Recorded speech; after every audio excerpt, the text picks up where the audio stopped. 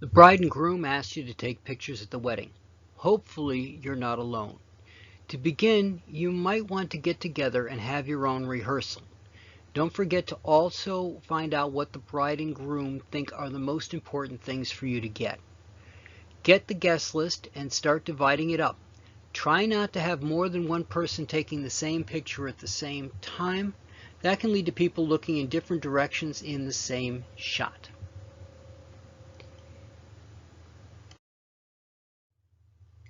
Here you can see an example of that where we had two photographers taking a picture at the same time and you had people paying attention to different people at the same time. So do a search on the web for wedding images. These images, probably only of the couple, will show you what photographers take. Make notes of what images you want to take as a group. You can turn that into a list of what you want to do. Remember, the professionals are not only looking for something unique for the bride and groom, but they also want to use these to help sell their work. So don't get too hung up on poses and finding the perfect location. Make sure you have enough coverage on all attendees. You want to make sure that you get everyone, or at least try to. More pictures are better than less because they provide the couple with more options. Not every photo is going to be a masterpiece.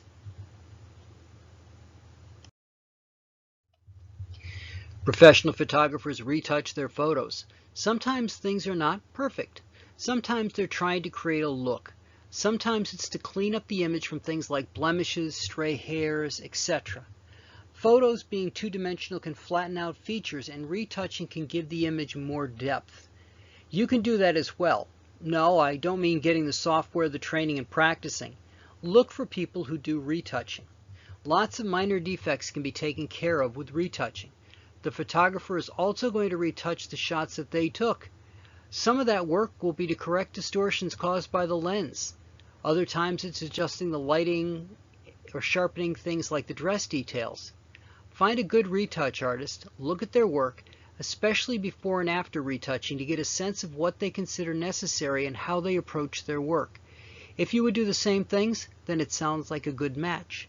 In this particular case, while it's a nice shot, the light reflected off the veil too much and made her, the dress, and the flowers kind of fade away. With a little bit of retouching, I was able to bring her back out. You can see the dress detail and you can see the color of the flowers. In this picture, you can see what really needed to happen was to bring more color and life back into the image. It was a little washed out due to the amount of light. The camera will pick up things that your eye does not. So this second picture, the retouch, will look more like what the photographer was seeing.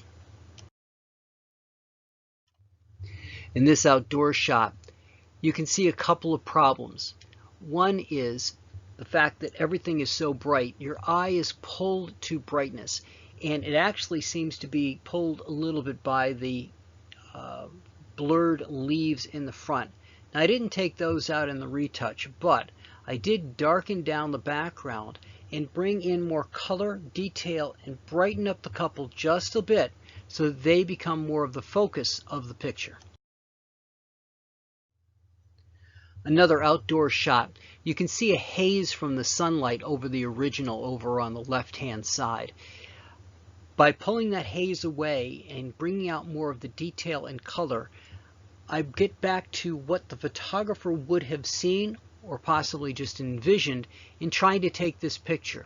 Sunlight is not a photographer's friend. It has a tendency to wash out details of the face, details of the dresses, and it washes out color. So if possible, you want to find a shady spot, which was done here, but even the shade wasn't enough because the sunlight was that bright. In this nice bride's picture, you can see that there's two issues related to the light. One is the fact that the light is bouncing off the veil, which is hiding the detail of her face. The other is the light washing out the dress and the background. So with a little bit of tweaking, I was able to bring out the color more and to bring her out so that you can see the bride again.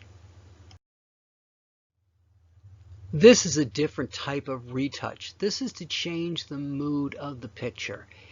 You would do these in some ways to give them something unique for the couple, something that wasn't captured by the eye, for example. You can also do this as kind of a fun change up when you've got a whole bunch of pictures of groups and they're all starting to look the same. You can throw in a little bit of extra retouching here and there to do that. Now, while this isn't something I normally do, I did want to put out another example of retouch where it changes the mood of the picture. It changes the color, it changes the detail of the leaves and the grass. Again, when you take these pictures, don't try to be everywhere at once. Try to work with somebody else if you can, at least one other person, and enjoy yourself and have fun. Your host, the bride and groom, are not going to be happy if you're not also enjoying yourself. So give them a good set of pictures, but at the same time enjoy yourself and make sure that you get in some of those pictures yourself.